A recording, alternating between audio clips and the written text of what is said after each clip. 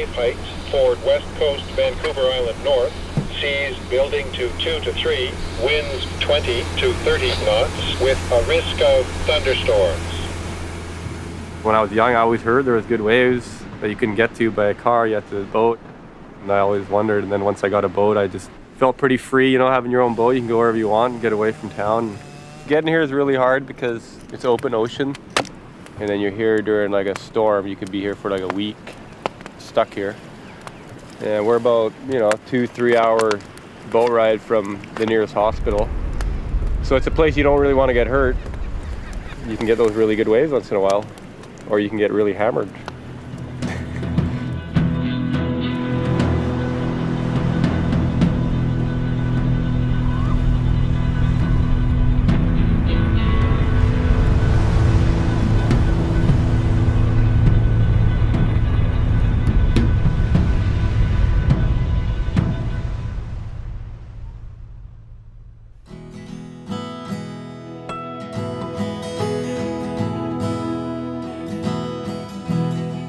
Raf's just a local legend. He's one of those guys that can basically do anything, He'll surf a crazy wave, jump in his boat, catch his own dinner. My older brother, he was pretty much my idol growing up. He was just always totally into his surroundings and what was going on.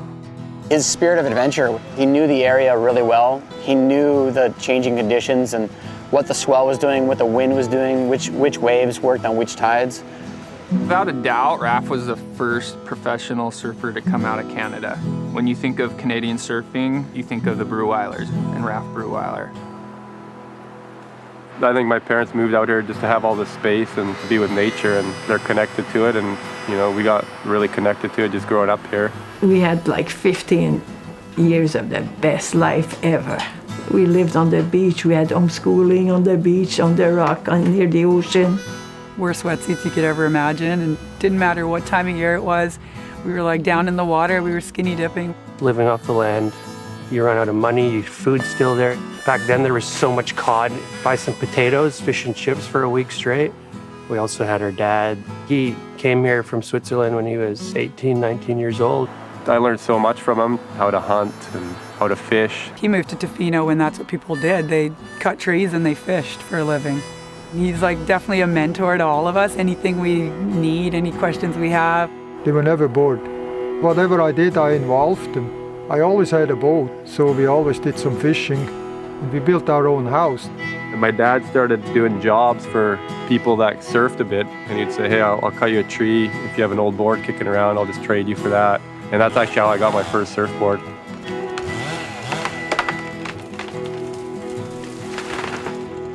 When the waves are big, are you ever afraid for your sons when they're out there surfing? I never even thought about that. I always figured they know what they're doing. It's just like me when I go in the bush. I have to follow big trees and they always expect me to come home.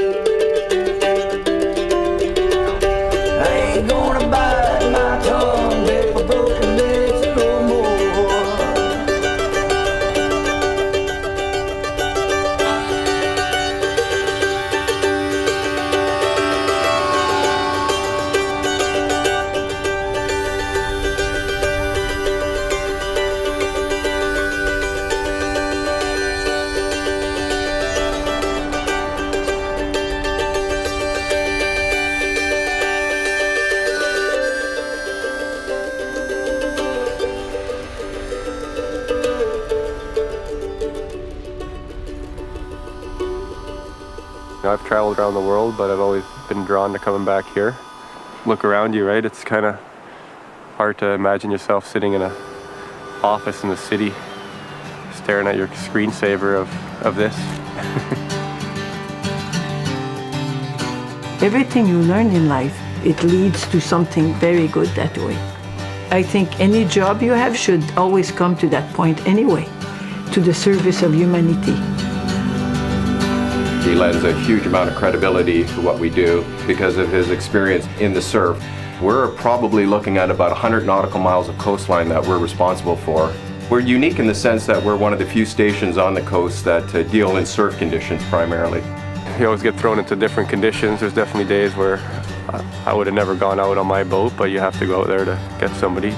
It's a very good continuation of using your gift as a surfer to help people.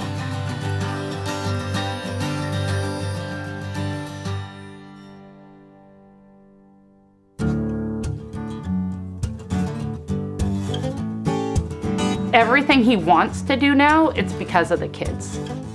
Happy family makes me happy, and you know, they love going camping, they love going hunting, they love surfing. They just love being outside, all of them. 2 little feet to get me across the mountain. 2 little feet to carry me away into the woods. 2 little feet. You just go in the water and you start and you put effort into it. And you also have to have parents beside you that supports you. And I just have fun the fact that I'm in the ocean. I think my dad's a really good surfer too. I look up to him a lot. The people that come after you benefit from the road you've paved. I'm really excited for even the future generations.